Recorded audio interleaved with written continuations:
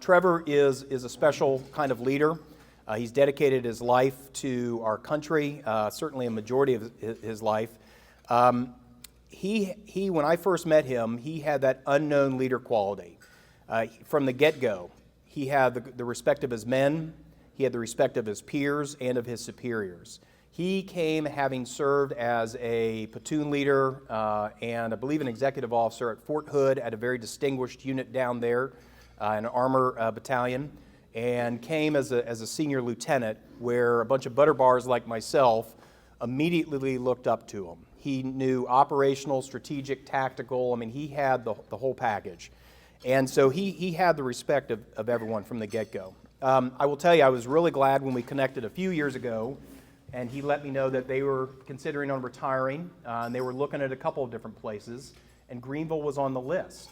And very candidly, one of our state representatives helped kind of not seal the deal, but make it very important and attractive to military veterans when they I think it was they made tax-free pension income. So that's something that is definitely a selling point for military veterans. And so we're certainly the beneficiary of that, but also of Trevor and his family coming. So today, fast forward about 2 years later, Trevor and his wife Erin are the proud parents of 2 kids, a boy and a girl, who one just celebrated his 8th birthday yesterday, and so Trevor might be hopped up on cake and sugar and things like that. Fortunately today Google does exist, so I'm not going to go into great details about his bio. It is long and very distinguished. I'll give you just a real quick highlight. Hailing from Lake Placid, New York, he did dedicate a majority of his life, over 30 years, to serving the country at the infantry level, the armor level, and the military intelligence, and growing in areas of responsibility. Often working in the shadows, he played a role in advancing the strategic, tactical, and operational national interests of the United States, both here and abroad. He retired in 2022 from the United States Army, spending most of his time with the Special Operations community. He graduated from Norwich University in 1995 or 1996? 1995. I met him as an armor officer, but as I'd said, he originally was an infantryman where he enlisted. And then he went into the military intelligence community. So if there are any military intelligence veterans, hopefully he'll be speaking your language. Pretty soon after, he got into the Special Operations community, working as a commander for the 10th Special Forces group, the MI detachment, and led the detachment during the invasion of Iraq in early '03. Subsequently, he then went to postgraduate school at the Navy Postgraduate School in Monterey. And his thesis was what makes intelligence fusion centers effective. He did some more time at the Strategic and Special Operations Command, but for the last few years he was selected in 2016 and 2017. He was selected as a Ward College Fellow at the CIA. From 17 and 18 he served at the White House as a Mideast Policy Advisor. He then served for the National Security Council staff and was a commander of the Joint Special Operations Command Intelligence Brigade. Then subsequently he retired, having served as National Geospatial Intelligence Agency's deputy. I'm an armor officer, so I can't read this stuff real well. The GeoInt mission manager for counterterrorism in the Middle East. As I said to you, he is originally from Lake Placid, but we are so glad that he's chosen to call Greenville, South Carolina his home. Please help me welcome retired Colonel Trevor Hough. Good afternoon to everybody, and thank you for the opportunity to be here today. As Matt said, I'm Trevor Hough, moved here about 2 years ago after a career in the Army. Thanks to Matt, thanks to Bob, thanks to the Poinsett Club for the opportunity to come and talk to you. This is the first time, thank you. This is the first time I've given this particular presentation that I'm not in a classified facility and I'm not in uniform, which means I can talk at will about anything that I actually saw and experienced, and so please ask me questions. That'll be important to this discussion. Matt hit on, excuse me, a couple of the positions. I just want to unpack that a little bit because that's the optic through which I see this, and hopefully we can have a discussion about some of the things I saw and experienced. Bizarre career. I spent half of it in the special operations world, doing the manhunting mission overseas in places like the Middle East, places like Africa, Europe. So that is a very, what I would call the implementation side of policy, both from the intelligence collection perspective, but also a variety of other missions. So implementing policy.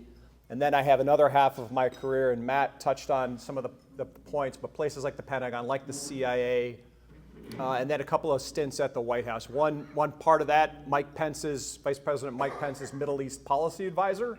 The other half of that on the National Security Council staff working what's called intelligence programs.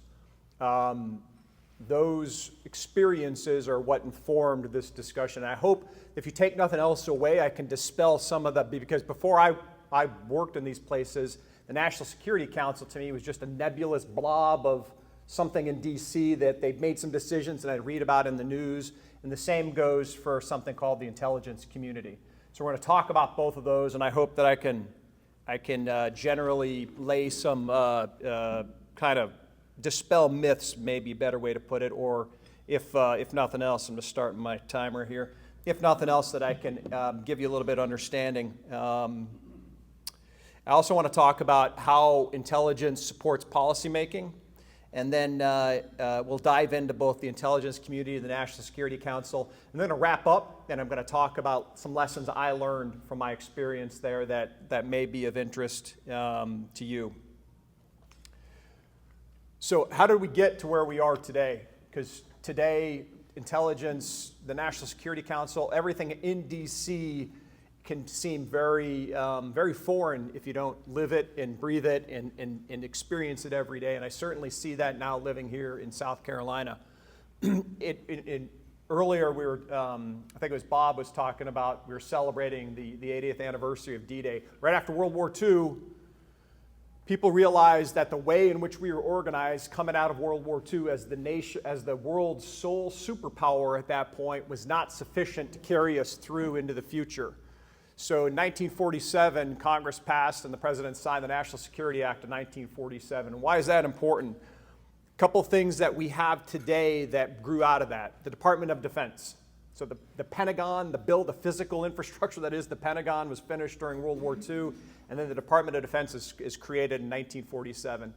The Central Intelligence Agency, created in 1947 out of this act as well.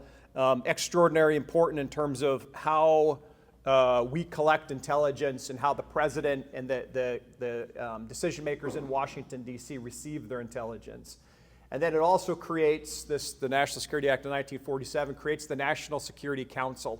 And I'll talk more about what that is. So from a legislative perspective, it is really the foundational reason that we operate the way that we do today. And there's been some modifications over time, but generally as an act, it stands and has held the test of time in the 80-some years or just under 80 years since then.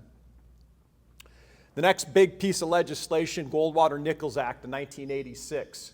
If there's any Barry Goldwater fans out there, he was key in this piece of legislation. What this did is creates the chain of command that we know today. So our chain of command in the military runs from the President to the Secretary of Defense and then out to what we call the combatant commanders.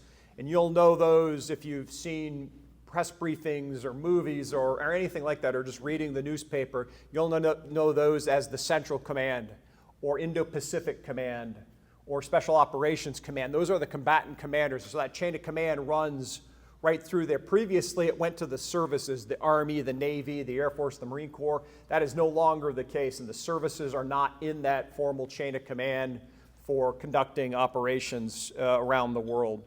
It also, the Goldwater-Nichols Act really reinforces the Joint Chiefs of Staff, and I had the opportunity to serve on the Joint Chiefs of Staff, and the Joint Chiefs of Staff is there to really provide best military advice to the President and the Secretary of Defense. And that's a key role for the Joint Chiefs of Staff. Joint Chiefs of Staff being the chairman of the Joint Chiefs of Staff, the vice chairman, and then the service chiefs, so your chief of staff of the Army, commandant of the Marine Corps, et cetera. Extraordinarily important because what it does is it gives those combatant commanders, again, Central Command, Pacific Command, gives them a ton of responsibility, and it requires them and forces them really to make sure that they have their own intelligence apparatus to support them in order to do their jobs effectively. So you'll see there's almost an incessant demand, and I'm not just saying this because I'm a military intelligence officer, there's an incessant demand for intelligence across the spectrum, and both for the analysis and the actual raw reporting. And then the last piece of legislation that I think it's important to note, the National Security Intelligence Reform Act of 2004. That comes on the heels of the 9/11 Commission report that says, here are some things we did poorly, here are some institutional, and it's a very common DC thing to do. What if something failed, we're going to create a new organization, and we're going to put a new bureaucracy in place. The bad part about this is, once a bureaucracy is in place, it's next to impossible to break it apart. And so we as taxpayers end up shouldering that burden to pay for it in perpetuity, because again, it's almost impossible to stop it once it gets going. So that 2004 Act creates a couple things that you may have read about. One is the Director of National Intelligence. Previous to this, the intelligence community didn't have, it had a head in terms of the Director of Central Intelligence was the head of the intelligence community, but that person was dual-hatted, both running the CIA and running the intelligence community. And they said that's not a good way to do business. Let's split that apart. Created the Office of the Director of National Intelligence, and also created the National Counterterrorism Center.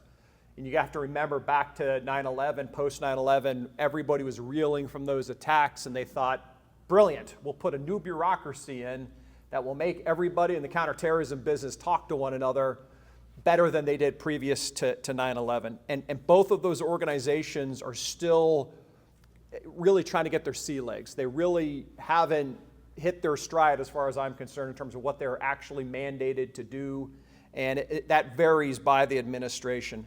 But throughout, if you take nothing else away from what the legislation created a lot of bureaucracy, some of that good, some of it still to be determined whether or not it's good and whether or not we actually need it, but it also created an expanding government and an expanding need and demand for intelligence. So that's where I come in as my career gets going, and as Matt mentioned, I leave the cavalry and I become a military intelligence officer, and I'm trying to serve both from the operational and tactical perspective, but then up at the strategic level.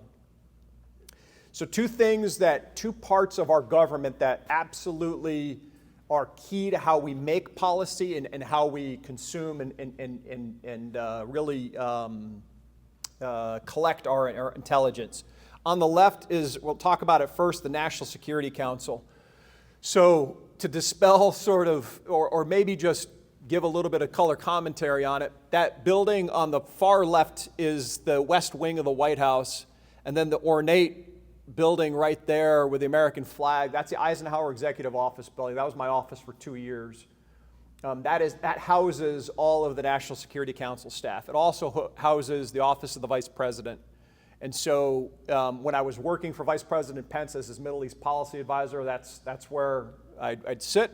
And when he'd pick up the phone and want to talk to me, I'd run across, and usually running across the stairs into the West Wing to go see him and have a conversation, and then back. So it's very proximate and easy to work.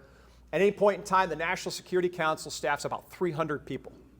So think about all the things that America's involved with globally. There's about 300 people who are in there every day trying to make that machine work.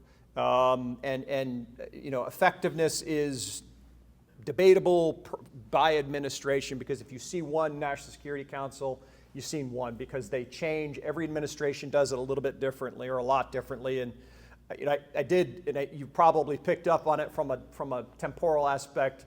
I did serve in the Donald J. Trump administration, so that's the lens through which I'm going to talk to you about. The National Security Council is made up of two halves, if you will. One is the professional. So I was a uniformed military officer sent over to work at the Army said, got a great idea, got a good deal for you, go over and work at the White House. And I said, okay. And I saluted and I went over and did it. And there were some interviews involved and some other stuff. The other part that's in there working are political appointees. And the reason we have political appointees, as you can probably quickly figure out, is that's the way through which the president and the administration try to control what the policy of the nation is. Their political appointees go in there and they carry the water for the administration, while the active duty or the professionals, because there's also not just military personnel serving on the National Security Council, there are men and women from the Central Intelligence Agency, from the State Department, from really throughout the government, and you're mixed in with the political appointees, or what we call the politicos. So that is a interesting mix, as you can well imagine, because sometimes you'll end up with an office that is very heavily professionally represented, so deep experience in whatever topic, being run by a political appointee who does not know anything about that topic. And that's true for both administrations. You're going to put your favorite people in there to help run the organization. So that can get very interesting very quick. The other piece that it enables you to do, though, is, and I'll talk a little bit about this later, but I can remember a couple of meetings where the professionals who were in the room didn't agree with something that President Trump wanted to do. And you arrive at these points in these meetings, and it's very sort of, you can't believe that you're even in these meetings and you're having these conversations, but the political appointees are often those who know the president best and can say, and I can remember several instances of this, you may not like what the president wants to do, but he's the one who is elected by the people. And if you cannot execute his policy, you need to resign. You need to go. And it's a very heady conversation, because it's a reminder that, and I'll talk more about this, the institutions and the departments and agencies themselves will sometimes try to go their own direction and think they know best, and forget institutionally that they live in a democracy, that we live in a democracy, and that the president was put there by the people. You may not like it, but you have to execute his policies, and that's, again, true irrespective of who's in the Oval Office. So National Security Council, about 300 men and women. They're in about 25 different offices, both regionally and topically aligned. That might be a Middle East office, that might be a nuclear policy office, or an economic policy office. And again, they change by administration. The whole purpose, they're there to bring people together, to bring all the departments and agencies together to say, okay, the president wants to get North Korea to the peace table. How are we going to do it? And there'll be a series of meetings starting with sort of mid-grade personnel and leading up to the big meetings with, the Secretary of State, the Secretary of Defense, with the president himself, to say, okay, how are we going to actually implement this policy? And then the president will sign something out saying, this is what I've decided to do. It allows for policy discussion, and it really, I took this to heart while I was there. We're there to turn campaign promises into policy. And depending on the campaign you're in, that can be really hard, or it can be really easy. It sort of depends what the issue is. And then tee up options ultimately for the president. So those 300 men and women working in that building right there are as close to the seat of power as you can get without actually sitting in the Oval Office, because they're there to say, Mr. President, these are the options to execute what you need to do. And sometimes it's imminent, where I can remember when there was an instance where Bashar al-Assad in Syria hit his people with chemical weapons. And so it was a Sunday afternoon meeting, sitting in there, and it's very tense, and it's very, it's very time sensitive, because the military is waiting on a string, because they've given us options. The Central Intelligence Agency, State Department, everybody's involved, and all to get the president decisions, because that's how our democracy works, obviously. So National Security Council, that's on the left. Extraordinarily important, but 300 men and women, just like everybody in here, who are trying to do their level best to turn those campaign promises into policy. On the right side of this is the seal of the 18 members of the intelligence community. And you're going to see seals that you've seen before, like the Central Intelligence Agency. You're going to recognize some seals. Our veterans will recognize your service seals up there, including the latest, the Space Force, which is up there. I don't think we have any guardians in here, but we soon hopefully will. And that's all the members of the intelligence community. It's just a way, an expression to say those are the parts of our government that are in charge of and responsible for collecting intelligence, so actually spying. And that can be done via satellites, that can be done via human-to-human interaction. In the instance of the National Security Agency, which is sort of on about the 8 o'clock position on there, they intercept cell phone calls and emails and stuff like that. That's the job of all of those organizations, to collect that information and then analyze it.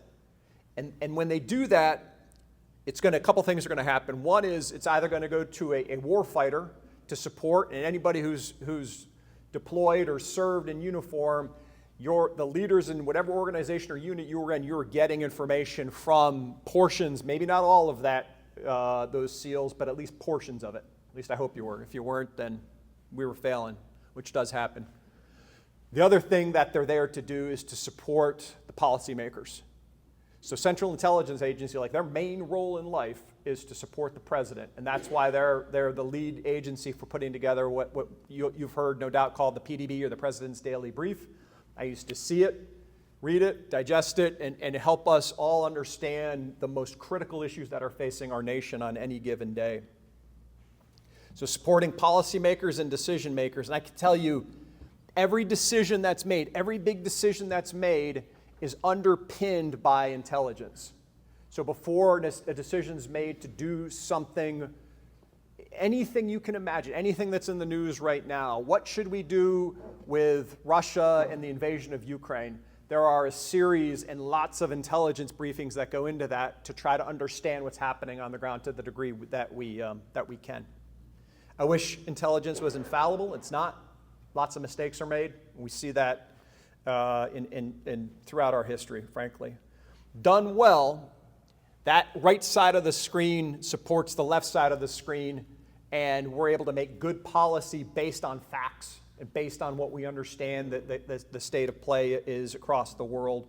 Nonpartisan, impartial information and analysis going to decision makers. That's the ultimate role of the intelligence community. Do we always get there? Nope, we don't. We make mistakes. But this is a unique place that a military officer can serve, and I was blessed to be able to do so. All right, lessons learned, probably the most interesting part. We'll step through these, and please hit me with questions. I think many outside D.C., and I've seen this as I've traveled around and been stationed around the country, you can think of D.C. as being a bunch of suit-wearing politicians and bureaucrats, and they don't understand what the common folk out in America are working, the struggles that they have. That can be true. I'd tell you that the people I had the opportunity to interact with are mostly exceptionally talented. The smartest people I've ever met was walking, and you should take, I guess, some degree of solace in this. The smartest people I've ever met were walking the halls of that Eisenhower Executive Office building. Super dedicated, working 7 days a week, and trying to serve the American people by giving good recommendations to the president and to his team. Are there exceptions to that? There absolutely are. There absolutely are. We'll talk a bit about that. Second thing, working across departments and agencies is hard, and I put really hard. And I say that because each of those leads or heads of the departments of an agency, so State Department, Department of Defense, the Central Intelligence Agency, they've been nominated by the president, they've been confirmed by the Senate, and so they get heads as big as this room oftentimes, and they don't want to listen to anyone outside of their organization, and compelling them to do what the White House wants them to do is not an easy thing. And part of the role of the National Security Council, I mentioned earlier, it's turning campaign promises into policy. It's also ensuring that once a decision's made by the president, that it's carried out by those departments and agencies. But they'll be the first to tell you, hey, Trevor, we don't work for you. We work for the president. And so all of a sudden you're stuck in this position where you're trying to compel action and they're not going to listen. And that is just the reality of it. And when you see more often than not, when you see in the media that a Secretary of Defense or a Secretary of State was fired or resigned, it's because they were not willing to do what the president wanted them to do. And that's true across administrations. You won't necessarily see that explicitly spelled out, but that's usually the case. And getting those, they're like their little islands, getting them to talk to one another and communicate, again, that's the whole function of the National Security Council, and some are more effective at it than others. Frankly, one of the hardest parts about the Trump administration was contrasting it with, for instance, the Biden administration, and this is, the Biden administration tends to be extraordinarily slow in their decision making, and you see that played out in numerous policy issues. Part of the reason why is they let the process generally work, and meetings take place, and then more meetings, then a few more meetings. President Trump is not about meetings. He didn't like them. And so it would short circuit the system where he would make a decision and just we'd run with it. So we'd find out about a decision and then have to actually implement it, as opposed to the other way around, where normally most administrations, and currently the Biden administration, he gets kind of a list of recommendations, a menu, if you will, and he says, yeah, let's do that, and then you go out and implement. The Trump administration frequently was the president saying, I'm going to do that, and all of us sort of reacting and going to implement. And that's I'm not saying one is better than the other, it's just a very different way of doing business. Working up there, and I'm wrapping up here, about 5 minutes left, and hopefully I have some good questions. Great, every day working at that level and working at the variety of places that I worked is a great civics lesson. So we would do something like, at the White House, we'd say, hey, department or agency, go execute and do X, Y, Z. And then they would have to go inform Congress. And Congress would say, that's a great idea. We're not giving you 1 penny for it. We're going to execute our constitutional authority under for the budget. And until the White House can tell us why we need to do this, we're not going to give you any money for it. So there's this concept or this misnomer that the president is sort of imperious. And you saw this all the time. The media was really, really, my opinion, horrible about this against President Trump, and accuse him all the time of being imperious, and he's trampling on the Constitution. I'm here to tell you, no. He would tell us to do something, and then Congress would tell him no. And you'd get in this sort of standoff between the two that would bog down the government for a while till we were able to work through it and find a way to get to yes. Yeah, great refresher constantly on that particular part. Not necessarily, I saw it specifically between the executive branch and the legislative branch. Occasionally, though, you obviously get the courts involved too. So every day and working at that level was a great refresher on that. Information flow and message synchronization and control is really, really difficult in today's media environment. Matt was making jokes about TikTok earlier and how we're very glad that it didn't exist when we were stationed in Korea, and I would echo your sentiments there. What happens with our government is China, Iran, pick your terrorist organization, Russia, they can get their message out much quicker because they don't feel a need to build consensus inside of the government. Our government wants consensus at all times, even under the Trump administration.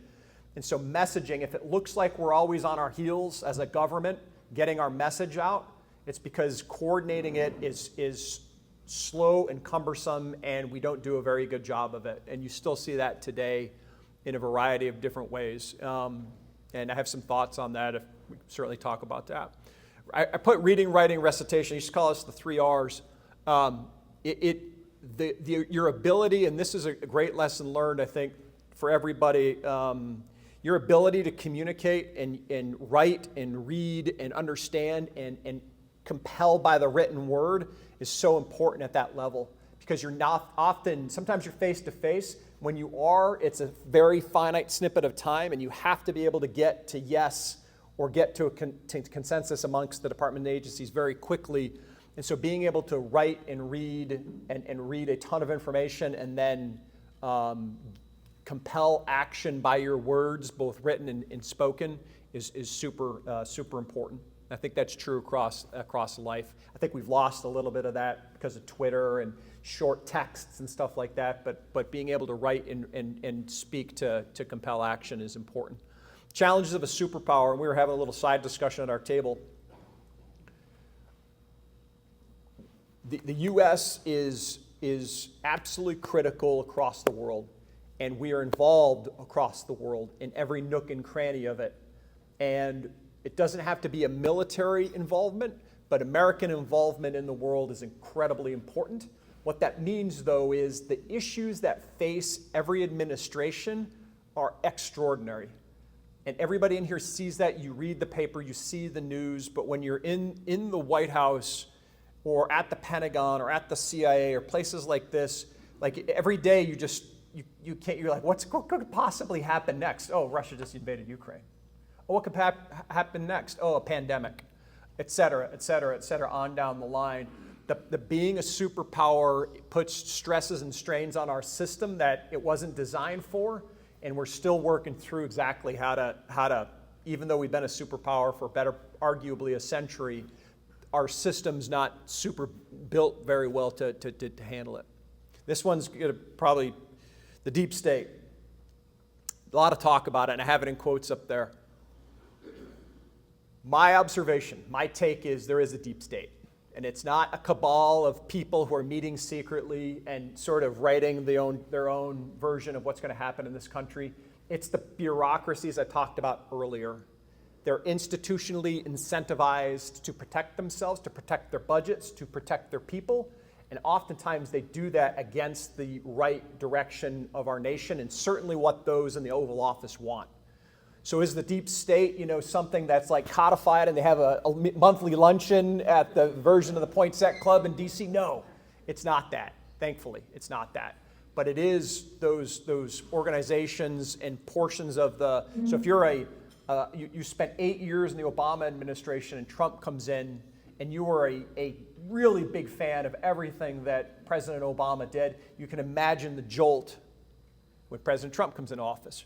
But if you're in those offices, if you're working in those departments and agencies, you have to check that at the door and remind yourself that you're an American first, not a Democrat. And that's challenging. And so what happens is parts of I'd sit in the National Security Council, and not to overflate my importance, and my boss, and we would, again, tell Department Y, Agency X, execute, go do the following things, and they would slow roll. And you'd think like that actually happens in DC. It does. It 100% does. So that's when I say the deep state exists. That's what I mean. It's not an organized thing, but it is it does happen where those institutions and bureaucracies slow down what the administration wants to do. Last 2 points, and I appreciate you listening. Service to nation, not individual or party. This is important to me as someone who's in uniform inside of the White House. I'd be thanked for, they'd say, well, you're on Team Trump, thank you very much. Team Pence. And I'd stop them and say, no, I'm not. I'm on Team America, because we have to be Americans first, not Republicans or Democrats first, and certainly not adherent to a particular individual. That is extraordinarily important. It is critical to our democracy. And it's, again, not unique to the Trump administration. Right now, someone in the Eisenhower building is being thanked for being on Team Biden, and hopefully he or she's saying, "Stop! That's not right. We should think of ourselves first and foremost as Team America." And last part, citizen involvement. Everybody in this room hopefully is involved in what's happening here in Greenville, but more broadly, when you have the opportunity to engage with our senators, our representatives, with anyone coming from DC, you ask hard questions. Why are we involved in Ukraine? Why are we putting a pier into Gaza to provide humanitarian assistance? You get my point. And I saw this acutely and amazingly. It frankly blew my mind a little bit while I was in the White House. I would hear from people who had reached out to a representative, a senator, or directly into the White House if somehow they knew somebody who worked for Vice President Pence or President Trump.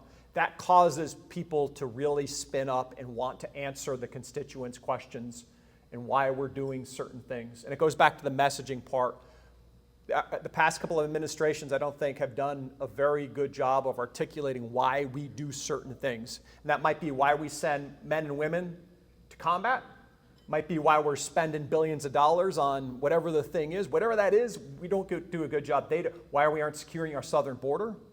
We're not doing a good enough job explaining that the government is an issue. I shouldn't say we, I'm not up there anymore, but citizen involvement is the thing that causes politicians and bureaucrats to pause and have to think and have to answer those hard questions. Then you're able then to do, vote, exercise all of the constitutional rights that you have as a citizen.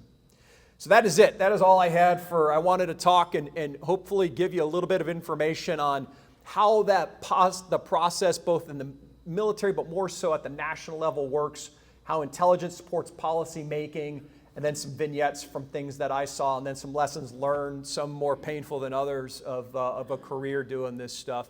So I'm going to stop there from a actual formal part and take any questions that y'all may have.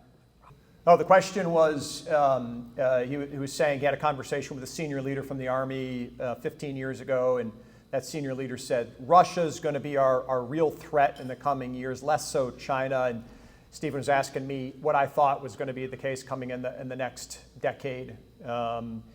So a couple things that I worry about. Russia, I worry about regionally. I don't worry about them globally. They don't have the same amount of resources that they did when they were the Soviet Union. I'm less concerned with them. And yes, they can steam off our shore, Cuba, and they're doing that now. I worked China as one of the things I had in my portfolio when I was on the National Security Council, and they are frightening in terms of what they can do currently, both to our homeland and then to U.S. forces throughout the Indo-Pacific region. But they are, the Chinese Communist Party couldn't be more ideologically different than our worldview. And so they will continue in our lifetime to be the biggest threat to our way of life, to our nation, to our economy, to every measurable thing that we care about. Russia is still, they are a threat, don't get me wrong, but it's more generalized to Europe in that area, less so. China is a global player, and they're going to continue to increase that.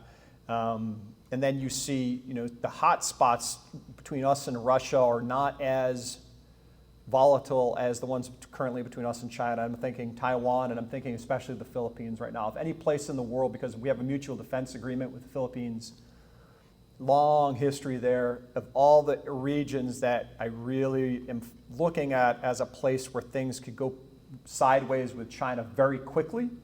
And all those organizations I just talked about will be jumping through massive hoops to try to answer it, is the Philippines. So China's that. The other thing that I'm worried about is our southern border, and increasingly our northern border, and just overall how we're handling immigration to this country. It needs to happen, but we need to decide as a nation how much we want, what kind we want, and then put those measures in place. So the question was, are we more respected now under the Biden administration than we were, say, 4 years ago under the Trump administration? Did I get that right? So two answers. I'm happy to answer it. In places like NATO headquarters, in places like the European Union Parliament, I'd say we're stronger. In places like Beijing, Tehran, Moscow, I'd say we're weaker. And it's simply because they understand, for a lot of different reasons. I think if you were sitting in Iran under the Trump administration, you looked at Washington, D.C., and it was a little more worrisome than the current administration. And we saw that. We saw that the decision made to, if you'll remember, in January 2020 to kill Qasem Soleimani in Baghdad, who was leading all of Iran's nefarious activity throughout the Middle East. That wouldn't have happened under this current administration. And so there's an acknowledgement that this administration is focused in other places, not necessarily always focused on what the Trump administration realized were the true enemies to our nation, or the threats to our nation, may be a better way to put it. So some places they love what the current Biden administration is doing. I'd say most of those places are places like Europe, Canada, but not our adversaries. Sir. Yeah, the question is, on a scale of 1 to 10, how do I feel like we're understanding the threats to our nation and our way of life? I think it's a solid 9, 8.5, understanding them. The difference then comes is what you do about the understanding, right? You can understand that this particular country is a problem, this particular issue, fentanyl, southern border, trade, whatever that is. You can understand it's an issue. Then you have to actually implement policy to counter it, and how are you going to do that? And that's been a challenge for this. It's been a challenge for the current administration. So I think we do a really good job understanding it. We're not ubiquitous. We're not omniscient. Those 18 organizations have oftentimes excellent, the term of art is access and placement across the world. We don't always see everything coming, but we do understand fairly well what the threats are. Again, though, then it's for policymakers to decide what to do with it. So oftentimes, we saw this in Israel with the attacks from October when Hamas brutally attacked the innocent civilians, oftentimes in Israel. The Israeli military intelligence apparatus knew an attack was coming. The Israeli government chose not to put into place those things that, now it wasn't like it's happening at 6 o'clock in the morning, it wasn't that finite and accurate of information, but there was enough information there. Very similar, 9/11. We had things that the government understood were taking place, but they could not exactly say that the attacks are going to happen on 9/11. So is that a policy mistake, or is that an intelligence and collection mistake? I tend to think it's a policy level mistake. Our track record's not particularly good over the past I didn't know if that was a function of 30 years. not understanding our enemy. I think in both instances we understood our enemy, but in 1975 Congress decided no longer to fund the ARVN,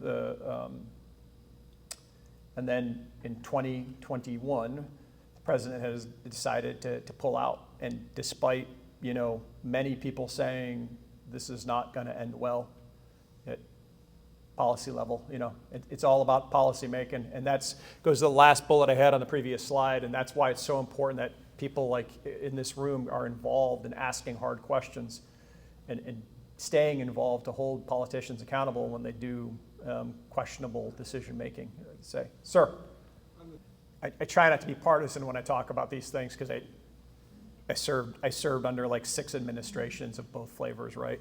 Not necessarily at the White House, but throughout my career. One of the things President Trump tried to do when he came into office was restructure the civil service system to allow for more rapid moving on of people who were not. That didn't work. Congress blocked them because it would require a change to law, and Congress was not having any of it. So the workaround, such as it is to put political appointees further down into the system, and those political appointees try to carry the water for the administration. And this is not unique to the Trump administration. The Biden administration did it as well. That's typically how it happens. We are such a polarized nation right now that it is whatever party comes into to the White House is faced with just understanding that there's going to be a fair amount of people on the other side of the aisle in every layer of the bureaucracy, and they have to figure out how to work around that, or work with that, because you can't work around it. There's too many on the other side, and that's true. Same thing with Biden right now. He came in and he discovered, no doubt, that there were people who had opposite worldview of his in those positions. My personal take is if you are in such a place that you can no longer execute the policy of the individual in the White House, you got to go. You got to find a new line of work, because our country's not served well by people who do that at all. Sir, the question was, a gentleman over here served 30 plus years as a United States Marine, and he essentially said that at the tactical level, all the intelligence organizations I had up there on the slide are not well suited or don't support the warfighter very well.